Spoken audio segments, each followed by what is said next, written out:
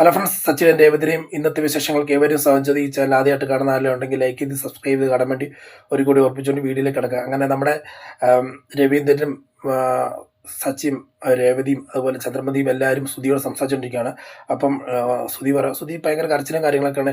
ഇനി എൻ്റെ മോൻ ഇങ്ങനെ അവളുടെ പുറകെ പോകത്തില്ല, നീ എന്തിനാ നീ അവനെ ഫോൺ വിളിക്കാൻ പോകുന്നത്, അവളെ ഫോൺ വിളിക്കാൻ പോകുന്നത്, അവൾ ഫോൺ വിളിച്ച് എടുക്കരുത് അതായതെന്നൊക്കെ പറഞ്ഞുകൊണ്ടിരിക്കുന്ന ആണ്. എൻ്റെ മോൻ ഞാൻ പറയുന്നത് കേൾക്കത്തുള്ളൂ അല്ലേ മോനെ ചോദിക്കുമ്പോഴത്തേക്ക് അതേ അമ്മയാണ് എനിക്ക് വലുത്, അമ്മയാണ് വലുത്, എനിക്ക് അമ്മ തന്നെ ഉള്ളൂ, അമ്മ കഴിഞ്ഞിട്ടുള്ളൂ അവൾ മാത്രമല്ല വേറെ ആരും എന്നൊക്കെ പറഞ്ഞുകൊണ്ടിരിക്കുകയാണ്.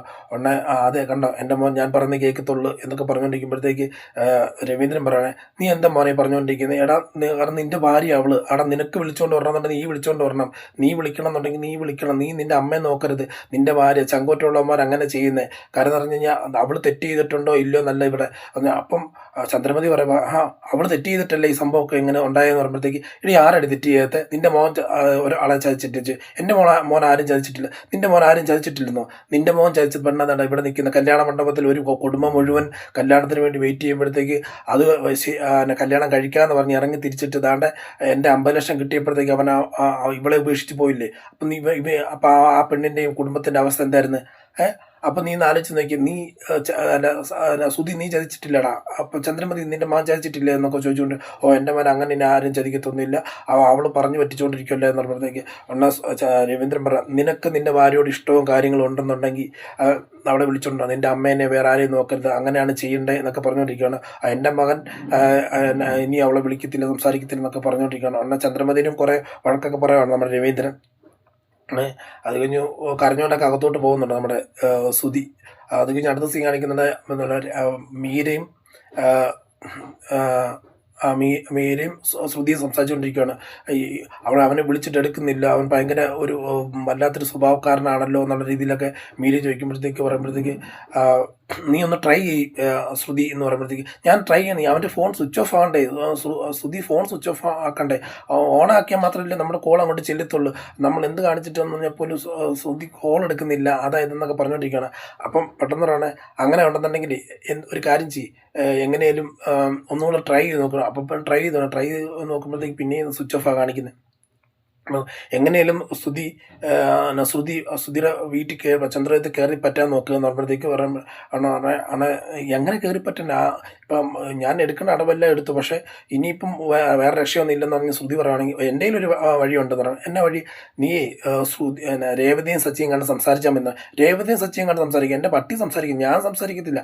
അവർ കാരണം കൊണ്ട് എൻ്റെ ഈ കുടുംബജീവിതം ഇല്ലാതായത്, അവർ കാരണം കൊണ്ടാണ് ഞാനിങ്ങനെ ഈ വഴിയാതെ നിൽക്കുന്നത്. ഒന്നല്ല രണ്ടല്ല പല കേസും അവർ തന്നെ ഓരോന്ന് കാണിച്ചു കൊടുത്ത് അവർ വീട്ടിൽ അലമുണ്ടാക്കുന്നതെന്ന് പറയുമ്പോഴത്തേക്ക്, ഓ ഇതൊന്നും ചെയ്യാതെ തെറ്റൊന്നുമല്ല, ചെയ്ത തെറ്റല്ലേ അവർ കണ്ടുപിടിച്ചതെന്ന് പറയുമ്പോഴത്തേക്ക്, എന്താണെന്നും വേറൊരു മാർഗ്ഗം ഉണ്ടെന്ന് പറഞ്ഞു. വേറെ എന്ത് മാർഗ്ഗം? അത് വേറൊന്നും മാർഗ്ഗം തന്നെ, ബാമാൻ്റെ വീട്ടിൽ പോയി കാണുവാണെങ്കിൽ ഓക്കെ ആണെന്ന് പറഞ്ഞു. മാമാൻ്റെ വീട്ടിൽ പോയി അങ്ങനെയാണ് നീ ഒന്ന് ട്രൈ ചെയ്യുന്നത്. ബാമാൻ്റെ സംസാരിച്ച് കേൾക്കുക, ഈ മാമാൻ്റെ പറഞ്ഞാൽ കേൾക്കത്തുള്ളൂ. കാരണം എന്ന് പറഞ്ഞാൽ ബാമാൻ്റെ അമ്മയുടെ മനസ്സാക്ഷി സൂക്ഷിപ്പുകാരിയാണ്. അപ്പം എന്ത് പറഞ്ഞാൽ ആൻറ്റിയുടെ അടുത്ത് നടക്കത്തുള്ളൂ. കഴിഞ്ഞ പ്രാവശ്യം ഇത് തന്നെയാണ് നടന്നത്, നമുക്കൊന്ന് പോയി നോക്കാന്നുള്ള ഇത് പറഞ്ഞു. പിന്നെ കാണിക്കുന്ന സീൻ എന്ന് പറഞ്ഞാൽ പിറ്റേ ദിവസം രാവിലെ നേരെ ബാമാൻറ്റി എന്നെ രക്ഷിക്കണം, എൻ്റെ പറ്റിപ്പോയ എൻ്റെ എന്നൊക്കെ പറഞ്ഞുകൊണ്ട് ഭയങ്കര ബഹളം ഉണ്ടാക്കിക്കൊണ്ട് നേരെ ബാമാൻ്റെ കയറി ചെല്ലുവാണ് നമ്മുടെ ശ്രുതി. എൻ്റെ മോളെ നീ ചെയ്ത് തെറ്റാ ശരിയാണോ എന്നൊക്കെ ചോദിക്കുമ്പോഴത്തേക്ക്, ആൻറ്റി തെറ്റ് ചെയ്ത് ആരാ ആൻറ്റി ഉള്ളത്, എനിക്ക് വേറെ ആരാ ആൻറ്റി ഉള്ളത്, എൻ്റെ അമ്മ ആൻറ്റി കരഞ്ഞ് രണ്ടാമത്തെ അമ്മ കരഞ്ഞ അതുപോലെ നിൽക്കുന്ന എൻ്റെ കാര്യത്തിനെല്ലാം പ്രവർത്തിച്ചുകൊണ്ടിരിക്കുന്ന അമ്മ ആൻറ്റിയല്ലേ എന്ന് പറയുമ്പോഴത്തേക്ക്, നീ കാരണം കൊണ്ട് എനിക്ക് അവിടെ വീട്ടിൽ നിലനിൽപ്പില്ല. കാരണം ഞാൻ അവിടെ ബാമ എന്നെ വിളിച്ച് ഭയങ്കര ചന്ദ്രമതി എന്നെ വിളിച്ച് ഭയങ്കര രീതിയിൽ വഴക്കുണ്ടാക്കുക, കാരണം ഞാൻ ഏർപ്പെടുത്തി കൊടുത്ത പെണ്ണല്ലേ, അപ്പം നീ അറിഞ്ഞുകൊണ്ട് അത്ര വിഷയം ഉണ്ടായി എന്നൊക്കെ പറഞ്ഞുകൊണ്ട് ഭയങ്കര ബഹളം അവള്.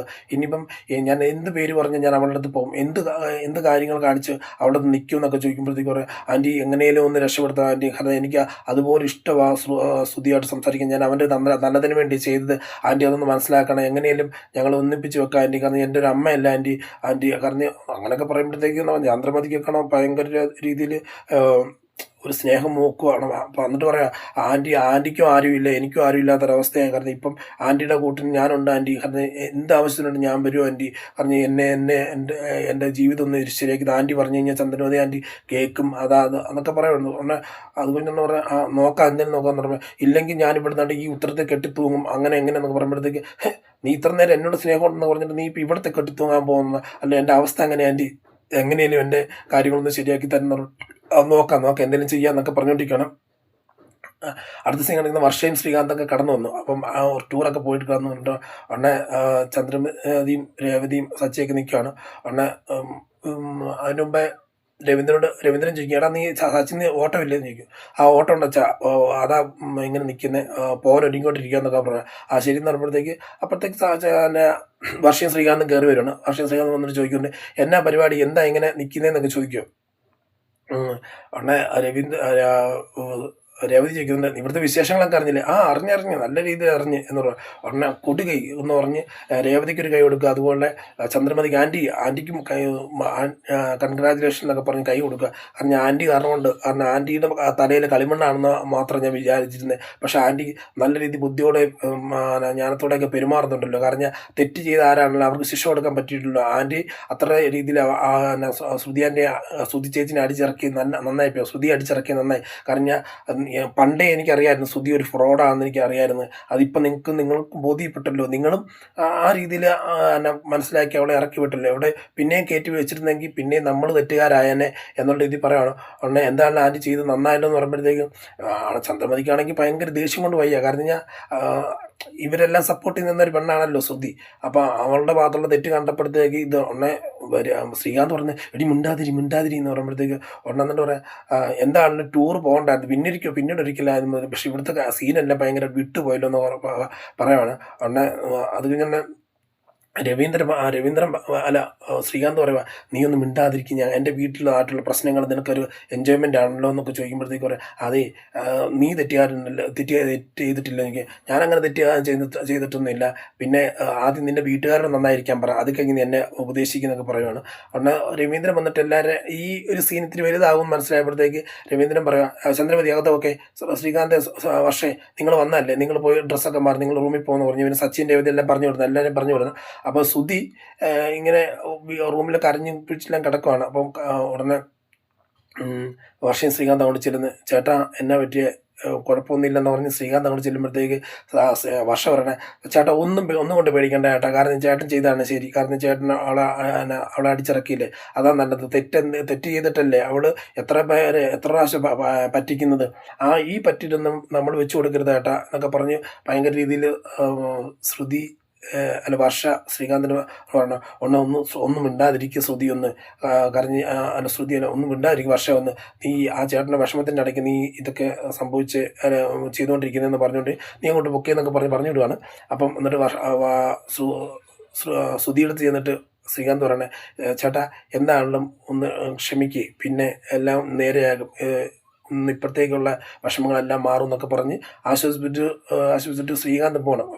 അപ്പം അവൻ്റെ കയ്യിരിക്കുന്ന ഒരു ഫോട്ടോ എടുത്ത് കാണിച്ചു കൊടുക്കുകയാണ്.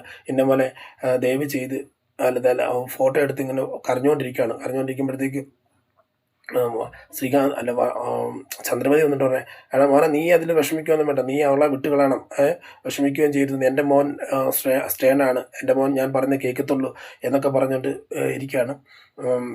അപ്പം അവളുടെ ഫോട്ടോ കരഞ്ഞുകൊണ്ടിരിക്കുന്ന സീനൊക്കെ കാണിച്ചുകൊണ്ടാണ് ഇന്നത്തെ സീൻ ലാസ്റ്റായിട്ട് അവസാനിക്കുന്നത്. കാത്തിരുന്ന് തന്നെ കാണാൻ വരുന്ന ദിവസങ്ങളിൽ വിശേഷങ്ങളെല്ലാം ഇന്നത്തെ വീഡിയോ ഒന്ന് ഇവിടെ പറയുന്നത്. Signing off. Thank you.